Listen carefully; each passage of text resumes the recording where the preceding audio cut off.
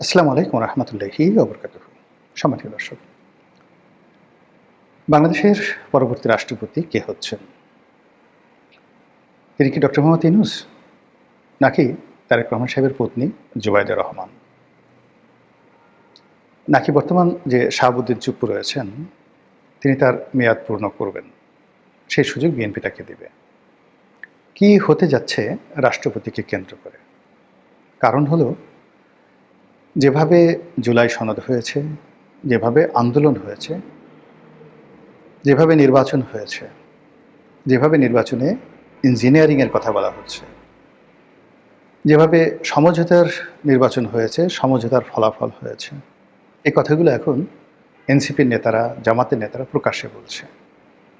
এর ফলে বর্তমান যারা ক্ষমতায় রয়েছেন তারা উপরে উপরে যতই দাপট দেখান না কেন, তাদের নৈতিক ভিত্তি দুর্বল আছে এবং আগামীতে আরও দুর্বল হয়ে যাবে। আমার যতটুকু মনোবিজ্ঞানের উপর পড়াশোনা আছে, সেই পড়াশোনা দিয়ে আমি ক্ষমতাধর লোকদের চোখের দিকে তাকিয়েছি, তাদের অঙ্গভঙ্গি বোঝার চেষ্টা করেছি। সত্যিকার অর্থে প্রতিযোগিতা করে বিজয়ী হওয়ার মধ্যে যে আনন্দ, সে আনন্দ আমি তাদের মধ্যে দেখিনি।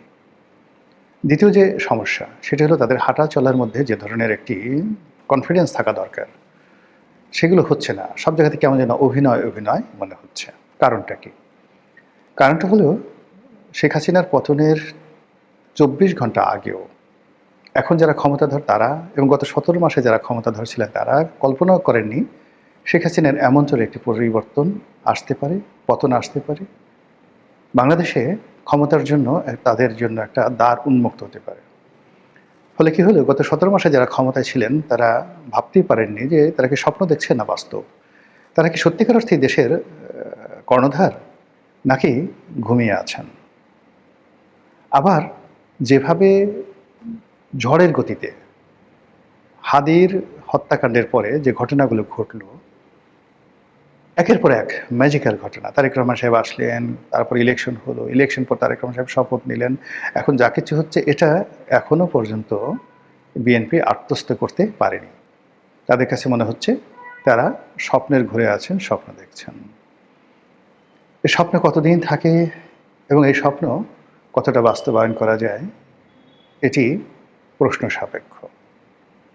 দ্বিতীয়ত, গত ১৭ মাসে যে সমঝোতাগুলো করেছিল রাজনৈতিক দল, সেই সমঝোতা অনুযায়ী বিএনপি যদি এগোয় তাহলে উচ্চকক্ষ এবং রাষ্ট্রপতি, এই দুটো পদ খুবই গুরুত্বপূর্ণ। উচ্চকক্ষে যারা যাবেন তারা নিম্নকক্ষে যারা সংসদ সদস্য হবেন তাদের উপর সবসময় একটা মানসিক চাপ সেখানে তারা অব্যাহত রাখবেন। এবং ওটা যেহেতু উচ্চকক্ষ ভোটের রেশিও অনুযায়ী হবে, মানে কত পার্সেন্ট ভোট যারা পেয়েছে সেই অনুযায়ী হবে। সেক্ষেত্রে 11 দলীয় জোট, তাদের ভোটের হারও কিন্তু অনেক বেশি। অর্থাৎ বিএনপি সম্ভবত 51% আর ওরা 43%, জামাত অল্প 7% ভোটের এদিক ওদিক। ফলে উচ্চকক্ষে যদি 100টি আসন থাকে, সেই 100টি আসনের বেশিরভাগ আসন কিন্তু 11 দলীয় জোট তাদের নিয়ন্ত্রণে থাকবে। এইগুলো এক। 2 নম্বর হলো যে রাষ্ট্রপতির হাতে প্রচুর ক্ষমতা থাকবে, প্রচুর ক্ষমতা থাকবে এবং সেই ক্ষমতা যদি সমঝোতা অনুযায়ী, যেটা সবাই আন্দাজ করছেন বা সবাই সন্দেহ করছেন যে ইতিপূর্বে এই সমঝোতাগুলো যেটা হয়েছে আমেরিকার মধ্যস্থতায় কাতারে বসে, এবং সেই সমঝোতার মধ্যে দিল্লিরও গ্রিন সিগন্যাল ছিল, পাকিস্তান এবং তুরস্কের অংশগ্রহণ ছিল। কাতারে যে খলিলুর রহমান সাহেব বারবার গেছেন না বৈঠক করতে, এ সকল কথা বাতাসে ভেসে বেড়াচ্ছে। তাই যদি হয় তাহলে ডক্টর মোহাম্মদ ইউনূসকে রাষ্ট্রপতি নিয়োগ করতে হবে। আর ডক্টর মোহাম্মদ ইউনূস যদি রাষ্ট্রপতি হন তাহলে এই যে খলিলুর রহমান সাহেব ক্যাবিনেটে আছেন, এর সঙ্গে আদিলুর রহমান আসতে পারেন, রেজওয়ানা আসতে পারেন, এমনকি আসিফ নজরুলও আসতে পারেন। অবাক করা বিষয় না, এমনকি ফজল কবির সাহেব আসতে পারেন, এমনকি নূরজাহান বেগম অথবা লামিয়া মোর্শেদ, তারাও সরকারের দায়িত্বে ফিরতে পারেন। ফলে সরকার একটা হযবরল অবস্থার মধ্যে পড়বে। এবং যেই মুহূর্তে ডক্টর মোহাম্মদ ইউনূস রাষ্ট্রপতি হবেন, আপনি এনসিপিকে, নাসিরুদ্দিন পাটোয়ারিকে, সার্জিসকে, হাসনাতকে আগের সেই রাজুতি আয়, অর্থাৎ 2024 সনের সেপ্টেম্বর অক্টোবর মাসে তাদের যে দাপট ছিল, ঠিক ওইরকম অবস্থা আপনি তাদেরকে দেখতে পাবেন। আর জামাতের যে আমির, তিনি আমিরুল মুমিনিন হয়ে পড়বেন সঙ্গে সঙ্গে। সমস্ত ব্যবসায়ীরা তার কাছে যাবে, তার দরবারে যাবে, এবং তিনি বিরোধী দলের নেতা হওয়া সত্ত্বেও সমস্ত রাষ্ট্রের কৌশলগত দিকগুলো তার কথার মতো চলবে। তো বোঝার চেষ্টা করুন যে ডক্টর মোহাম্মদ ইউনূসের ক্ষমতা গ্রহণ এবং রাষ্ট্রপতি পদে আসীন, এটার সঙ্গে বিএনপির তকদির কীভাবে নির্ভর করছে। অন্যদিকে যদি ডক্টর মোহাম্মদ ইউনূসের সঙ্গে কোনো সমঝোতা না হয়ে থাকে, অথবা ডক্টর মোহাম্মদ ইউনূস সেই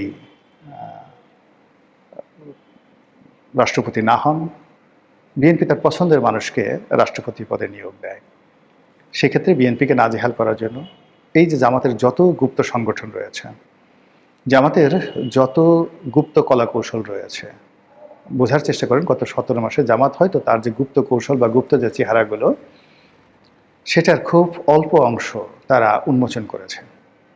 বিএনপির অনেক লোক টকশোতে এসে, বুদ্ধিজীবী প্রকাশ্য টকশোতে বলেছেন যে এখনও বিএনপির কেন্দ্রীয় পর্যায়ে যারা শীর্ষ নীতি নির্ধারণী, তার 20% জামাতের লোক। বোঝার চেষ্টা করেন, জামাতের গুপ্ত বাহিনীর সদস্য বিএনপির এই মন্ত্রিপরিষদ বলেন, সংসদ বলেন, সেখানে 20% জামাতের লোক। সত্য মিথ্যা ডাজ নট ম্যাটার, এই কথা আমার নয়, এ কথা বিএনপির একেবারে ঘনিষ্ঠ বুদ্ধিজীবী, সাহিত্যিক, সাংবাদিক এবং রাজনীতিবিদ, তাদের বক্তব্য। তাই যদি হয় তাহলে প্রতিটি মুহূর্তে যে প্রাসাদ ষড়যন্ত্র হবে এবং প্রতিটি মুহূর্তে যেভাবে বিপদ বিপত্তিতে থাকবে তারেক রহমান সাহেব, তার পক্ষে স্বস্তিতে কাজ করা সম্ভব হবে না। অন্যদিকে এরকম একটা পরিস্থিতিতে জামাত এবং আওয়ামী লীগের মধ্যে কৌশলগত সম্পর্ক স্থাপন হয়ে যাবে নিশ্চিত। এর কারণ হলো বিএনপি আওয়ামী লীগকে চেষ্টা করবে নিবৃত করার জন্য, চেষ্টা করবে তাদেরকে বন্ধু বানানোর জন্য, কিন্তু ইতিমধ্যে যে বিরোধ পথে প্রান্তরে ঘাটে মাঠে হয়ে গেছে, সেটা নিষ্পত্তি করা সম্ভব হবে না, সেটা সম্ভব হবে না। ফলে কি হলো, বিএনপি যে এখন যে অবস্থায় আছে, তার সঙ্গে হবেন ববি হাজ্জাজ, তার সঙ্গে হবেন নুরুল হক নুরু, তার সঙ্গে হবেন রেজা কিবরিয়া, এখন যারা আছেন তার সঙ্গে হবেন জোনায়েদ সাকি। আর অন্যদিকে যদি জামাতের সঙ্গে আওয়ামী লীগের বন্ধুত্ব হয়ে যায়, বন্ধন, এবং এটা 99.99% হওয়ার সম্ভাবনা খুব বেশি, এটা হবে। রাজনৈতিক ইকুয়েশন এভাবেই কথা বলে। সেক্ষেত্রে জামাতের পাকিস্তান কানেকশন, আওয়ামী লীগের ভারত কানেকশন, জামাতের সাংগঠনিক ক্ষমতা, আওয়ামী লীগের সাংগঠনিক ক্ষমতা, জামাতের টাকা, আওয়ামী লীগের টাকা, তারেক রহমান সাহেব দুই চোখে রীতিমতো ধুম দেখবেন। আর এইরকম জটিল রাজনৈতিক পরিস্থিতি তিনি মাহাদি আমিনকে দিয়ে, তিনি যে সমস্ত লোকজন লন্ডন থেকে নিয়ে আসছেন, হুমায়ুন কবিরকে এনেছেন, মাহাদি আমিনকে এনেছেন, অন্যান্য যে সকল উপদেষ্টা নিয়েছেন, এরা ঘোড়ার ডিম কিছুই করতে পারবে না, লেমন জুস খাইতে হবে। বড় যে লেমন জুস, তারা যদি বলেন আমরা লেমন জুস খাবো না, লন্ডন থেকে আসছে, আমরা ফক্স নামক যেটা চকলেট আছে সেটা মুখের ভিতরে সারাদিন চুষবো, তাদেরকে সেটাই চুষতে হবে। এর কারণ হলো আওয়ামী লীগের যে সকল ডিপ্লোম্যাট রয়েছে, আওয়ামী লীগের যে সকল রাজনৈতিক নেতৃবৃন্দ রয়েছে, যে সকল ছাত্রলীগের এই যে লাস্ট ক্যাবিনেটে আপনি চিন্তা করেন, মহিবুল হাসান মেয়র মহিউদ্দিনের ছেলে, আখতারুজ্জামান বাবুর ছেলে জাভেদ ভূমিমন্ত্রী ছিল, এনামুল হক শামীম ছাত্রলীগের সভাপতি ছিল, ছাত্রলীগের সেক্রেটারি ছিল নজরুল ইসলাম বাবু, তারপরে ছাত্রলীগের সেক্রেটারি ছিল ইকবালুর রহিম। আপনি এদের সাথে টেক্কা দেওয়ার জন্য ছাত্রদলের যাদেরা আছে, সেই প্রথম সারির 10 জন, আপনি আমানুল্লাহ আমান ধরেন, খালিল কবির খোকন ধরেন, কিংবা ফজলুল হক মিলন ধরেন, তারা তো সব তাদেরকে আপনি পিছনে ঠেলে রেখে দিয়েছেন, প্রয়োজনে ডাকলেও তাদেরকে আনতে পারবেন না। ওদিকে সুলতান সালাউদ্দিন টুকু, তারপর সেই যে শহীদুদ্দিন চৌধুরী অ্যানি, অন্য যারা আছেন তারাও ফ্রাস্ট্রেটেড। নাসিরুদ্দিন অসীম রীতিমতো অপমানিত, লাঞ্ছিত। ফলে কি হলো, এই যে লন্ডন পার্টি, যারা বিএনপির লন্ডন পার্টি, সেই লন্ডন পার্টির মধ্যে যাদেরকে তিনি লন্ডন থেকে এনে এখানে এস্টাবলিশ করেছেন, তারা আবার লন্ডনে গিয়ে গালাগালি করতে পারবেন, ওখানে গিয়ে আর একটা সিন্ডিকেট করতে পারবেন। কিন্তু বাংলাদেশের রাজনীতিতে মাঠে ময়দানে জামাত এবং বিএনপির সাথে টেক্কা দেওয়ার মতো বিএনপির যে শক্তি, সেই শক্তিটা ইনঅ্যাক্টিভ করা আছে এবং আগামীতে এগুলোকে অ্যাক্টিভেট করা সম্ভব নয়।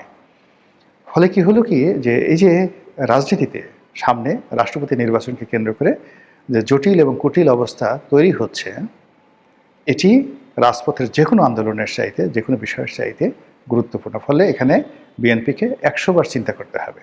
এই একটি পদ এই একটি পদে রাষ্ট্রপতির পদে ডক্টর ইউনূস নাকি ডক্টর জুবাইদা, কেউ কেউ আবার শাহাবুদ্দিন চুপ্পুর নাম কেন বলছেন? তো জুবাইদুর রহমানের কথা অনেকে বলছেন, তারপর ডক্টর ইউনূসের কথা বলছেন, বিএনপির একসময় মির্জা ফখরুল সাহেবের কথা বলা হতো, এখন বলা হচ্ছে কিনা আমি জানি না। এর মধ্যে আবার কেউ কেউ শাহাবুদ্দিন চুপ্পুর কথাও বলছেন যে চুপ্পু সাহেবকে যদি নির্দিষ্ট জায়গায় রাখা যায়, যেহেতু সে আওয়ামী লীগের লোক এবং অনুগত, সাহসী, বুদ্ধিমান, কৌশলী, তাকে দিয়ে যত কাজ তারেক রহমান সাহেব করাতে পারবেন, এটা উনি হয়তো জুবাইদুর রহমানকে দিয়েও করাতে পারবেন না। তো সেই অর্থে জাস্ট একটা রাবার স্ট্যাম্প জাতীয় যদি কিছু তৈরি করতে চায়, রাখতে চায় কাউকে, তাহলে Shahabuddin Chuppu might be the best choice for them. এটা নিয়েও কিন্তু অনেকে কথাবার্তা হচ্ছে। আল্লাহ সিদ্ধান্তের মালিক, আল্লাহ সব কিছু জানেন, যেটা ভালো হয় সেটাই যেন তিনি আমাদের দেশের জন্য নসিব করেন। আসসালামু আলাইকুম রহমতুল্লাহি ওয়া বারাকাতুহু।